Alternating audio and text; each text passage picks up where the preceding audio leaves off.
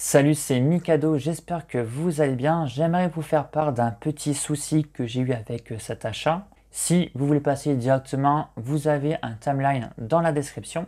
J'ai reçu cette figurine d'occasion en bon état selon la description. Je ne dirai pas le nom du vendeur pour le préserver. La figurine a deux défauts, donc j'ai une jambe lâche et surtout l'avant-bras qui se déboîte. C'est assez gênant. Je me suis senti lésé. Le vendeur, il me dit que c'est d'origine et que les défauts sont connus et que je suis de très mauvaise foi. Alors, pour quelqu'un qui prétend s'y connaître en ASH Figuarts. Pourtant, sur la description, c'était juste noté en bon état. Donc le vendeur, il me propose un retour. Donc moi, je suis OK, mais à ma charge. Alors, sauf que d'après ce que j'ai pu comprendre, ça serait à la charge du vendeur, car la figurine ne correspond pas à la description. Il me dit que je laisse plein d'avis négatifs au vendeur. Alors moi, je suis surpris. Parce qu'en 12 mois, j'ai laissé 0 avis négatif. Et si je vais plus loin, j'ai laissé 852 avis aux membres, dont 20 négatifs.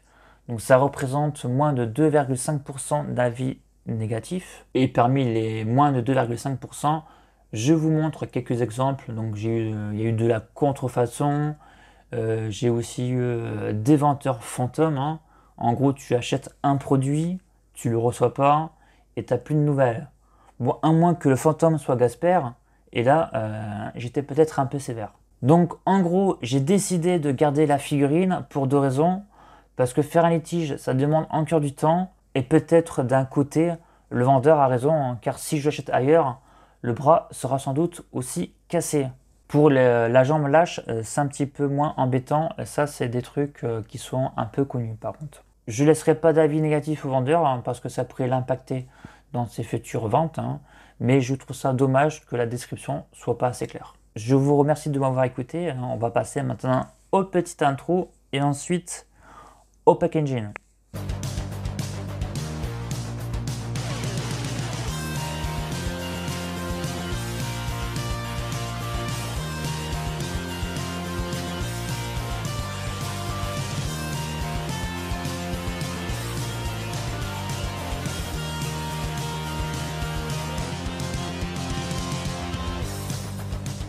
Salut tout le monde, bienvenue sur ma chaîne Mikado Otaku. Aujourd'hui je vais vous présenter une figurine de Sangwan qui est sortie en 2010. Ça date depuis quand même un peu plus de 11 ans, mais sachez que moi je l'ai reçu il y a juste quelques heures, acheté d'occasion. Alors j'étais assez surpris déjà de voir toujours des figurines neuves aujourd'hui sur eBay à des prix plutôt corrects. C'est-à-dire j'en ai vu en Espagne à 70 € hors envoi. On en trouve également à 85 € un petit peu partout, en Chine et aussi ailleurs. Donc pour une figurine qui est assez âgée, on va dire, c'est l'une des premières figurines justement. Et je me suis posé un petit peu la question, donc j'ai eu quelques réponses, donc ils ne sont pas officiels, je ne sais pas si c'est vrai, mais apparemment d'après certains youtubeurs, hein, cette figurine a été rééditée en 2015. Donc ça pourrait donc expliquer pourquoi on trouve encore aujourd'hui des 9 CD à prix correct. Alors notre Sangwan, donc toujours fabriqué par Ta Machination et distribué par Bandai et pas Bandai Spirit, hein, puisque c'est le logo rouge. Donc voilà, la boîte elle est en bon état en tout cas. On peut voir qu'il a le ticket de la Toei Animation juste ici, donc version Europe. Et ici quelques poses de Sangwan. Donc on va pouvoir déballer tout ça. Alors nous avons donc la figurine avec sa tenue de Piccolo. Nous avons deux visages, deux têtes différents plutôt, avec deux coupes, hein. On le reconnaît qu'il est en guerrier 2, dû en fait à sa coupe de cheveux, donc les cheveux en l'air, hein, et surtout sa grande mèche comme ça, qui manque juste les éclairs si vous voulez. Ici nous avons que la coupe, lorsque Sangwan sort de l'esprit du temps, donc guerrier 1 maîtrisé, hein, sachant que quand on dit maîtrisé, ça veut dire que H24 toujours en super guerrier, soit en train de manger, en train de dormir, il a toujours les cheveux comme ça dorés. Donc j'aime bien ses yeux comme ça, donc grands ouverts. Donc ça va être bien avec son père. Et nous avons 4 visages en plus, hein, donc quand même un total de 6 visages. C'est vraiment extrêmement rare, hein. Puisque la moyenne aujourd'hui c'est 4 visages. Je sais que le Piccolo version 2, il avait 5 têtes. Nous avons la cape ici de Piccolo, Et nous avons donc deux paires de mains en plus des poings serrés. Donc une paire de mains avec tous les doigts un petit peu crispés. Et notre paire de mains avec les doigts crispés, mais un peu plus crispés tout simplement. Alors voilà, donc notre Sangwan sorti de son emballage. Ce qu'on va faire, on va la mesurer. Alors, elle mesure 12 cm et demi, hein, si on prend, avec cette coupe de cheveux. Alors pour Sangwan, on reconnaît bien que c'est la version manga parce qu'il a une ceinture rouge justement, comme la Piccolo, donc version manga pour les deux. Ensuite, on a un autre Sangwan ici, donc c'est pas le même, hein, donc ça c'est la version avec les vêtements déchirés hein, pendant le combat de Cell. Donc ici, on a une version anime, hein, parce qu'on a un violet plus foncé, et la ceinture bleue. C'est ça qu'il faut retenir. Ceinture rouge et tenue plus claire manga, ceinture bleue et tenue plus foncée, c'est la version anime. A savoir que celle-ci, vous avez également une version de 2012 hein, qui est sortie en exclusivité aux USA. La différence, c'est la version anime. Et pour cette version, contrairement à la version exclusive USA qui est sortie en 2012, vous avez des cils sous l'œil. Ça ressemble aussi à du maquillage, mais je pense que c'est des cils. Donc c'est 3 petits traits comme ça à chaque œil. Bon, c'est pas... honnêtement, je préfère la version 2012. Et à savoir que cette version coûte très très cher. Donc version 2012, c'est dans les 300 € d'occasion. Donc c'est pas donné. On peut voir que le Sangwan est un peu brillant comparé à celle-ci qui est vraiment mat. En fait, celle-ci elle est mat du pied jusqu'à la tête. Et en fait, celle-ci en fait, elle est un petit peu brillante, sauf les cheveux qui sont mat. Donc après c'est une version de 2010, donc je trouve que c'est une très belle figurine. Hein. Voilà, donc moi je donne mon avis par rapport à la date parce que là tu peux pas comparer ce qui est pas comparable. Tu peux pas comparer une version plus récente, beaucoup plus récente qu'une ancienne. Et je la trouve vraiment réussite hein, pour l'année 2010. Hein. Donc je le trouve bien réalisé en tout cas, les oreilles c'est vraiment bien détaillé. Voire peut-être un petit peu trop, donc beaucoup de couleurs un petit peu foncées hein, dans les oreilles. Ce n'était pas indispensable parce qu'on a l'impression que les oreilles sont sales là, sur le coup.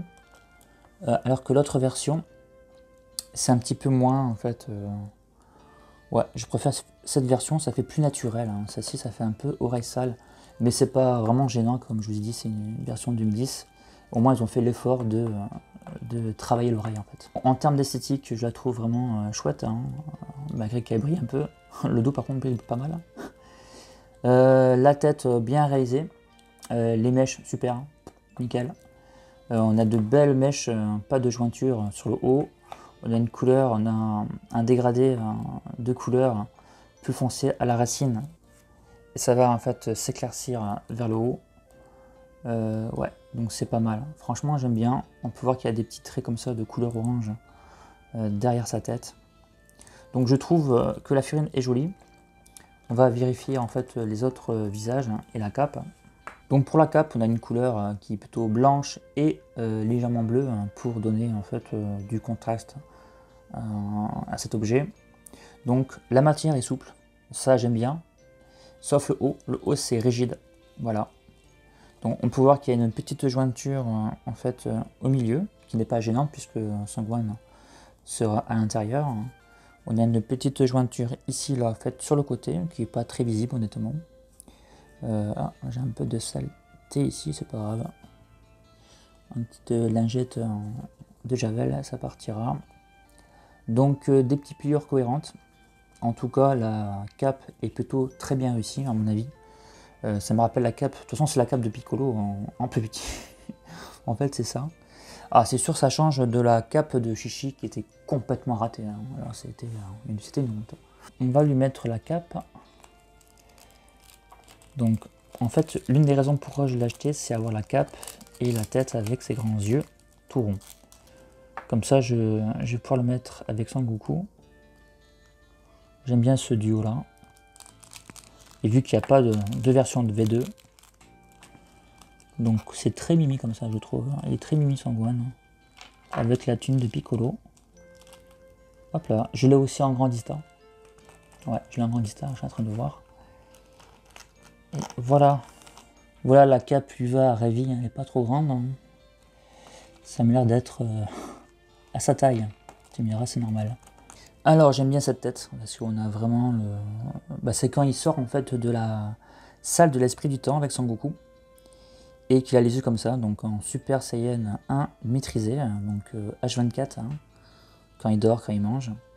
Donc j'aime beaucoup la coupe, j'aime bien les couleurs des cheveux. Franchement on a un jaune vraiment jaune orangé, avec des petits dégradés là. Franchement les cheveux décollés du visage, je trouve ça super. Comme je vous dis, donc les oreilles un peu trop marron à l'intérieur, on a l'impression qu'il ne sait jamais laver les oreilles. Donc limite ça fait un peu berk, hein, voilà. Le sourire, le petit nez, voilà, les petits traits, donc les cils sous les yeux, la petite bouche comme ça, je trouve elle est vraiment bien. Donc voilà, un autre visage avec les dents serrées. Donc là on pourra l'utiliser pour le guerrier 2 plutôt. Ici en mode sûr de moi. Voilà, donc sûr de moi, petit Sangwan, t'as bien raison. Et sa bouche ouverte en regardant sur le côté gauche. Donc c'est bien réalisé, donc toujours pareil, donc, les oreilles un peu cracra. Mais c'est pas très grave honnêtement. Et voici un autre visage. Toi là, attends un petit peu là, je vais faire ta fête, hein, c'est un peu ça. Voilà donc les quelques mains donc présentes en plus, donc 2 paires en plus avec les poings serrés. C'est plutôt pas mal, on peut voir les ongles, les os, la paume de la main. C'est sympa, on peut voir qu'il y a une petite colométrie sur les mains. Voilà, donc je les trouve un petit peu forte, hein. Voilà, donc ça fait un peu coup de soleil. C'est pas très grave au final, je chipote un peu, mais ce n'était pas nécessaire de faire ainsi. C'est une version 2010 et je trouve qu'ils ont fait quand même du bon travail. Alors avant de parler des articulations, j'ai eu quelques soucis sur la figurine lorsque je l'ai reçue. J'ai une jambe un peu trop lâche, voilà donc la jambe droite qui ne tient pas du tout, voilà. Et j'ai l'articulation du coude qui ne peut pas être articulée parce que quand je l'articule, il se déboîte. Il tient si vous voulez, des fois il peut tomber comme ça tout seul, ça dépend. Donc déjà je peux pas l'articuler, hein, parce que quand je l'articule de toute façon ça tombe. Donc les pieds, enfin les bouts de pied sont articulés, la cheville également. Voilà, donc au niveau du genou, vous pouvez l'articuler. Hop, voilà, bon ça c'est moins. Il tient pas très bien, mais il tient pas du tout même. Donc, je vais devoir le tenir comme ça. Comme ça. Donc, vous pouvez descendre la jambe et le remonter. Au niveau de la taille, il est articulé. Vous pouvez faire un tour complet. Vous pouvez aller légèrement sur le devant, mais également sur l'arrière, un peu plus. Sur le côté, on va voir. Oui, sur le côté, légèrement, mais on peut y aller un petit peu. Sur la main, donc pas de souci, articulé, le coude également. Et ensuite l'épaule ici, qui est articulée. Voilà, vous pouvez monter comme assez haut. Au niveau de la tête, vous pouvez donc faire un tour. Alors là, je peux pas regarder vers le haut, parce qu'il revient sur lui-même. Vers le bas, vous pouvez. Et vers le haut, c'est vraiment... ça va être très léger. Bon, apparemment, si vous pouvez, mais ça va être léger. Donc ça va. Et si je prends l'autre tête, voyons voir. Voilà. Donc pour cette tête, donc pas de problème. Donc c'est quasiment, c'est pareil que l'autre. Oui, donc c'est quand même pas trop mal. Alors ce que je vais faire, je vais voir si les deux têtes sont compatibles. Donc ça, je suis un petit curieux. Hop là. Voilà. Alors on n'a pas la même couleur de peau. Non, ça va pas. Ça reste pas. Non, ça va pas s'emboîter. Donc c'est pas la peine de forcer parce que ça va l'abîmer. Vous pouvez faire comme ceci ou mettre de la pâte à fixe. Je vais essayer l'autre.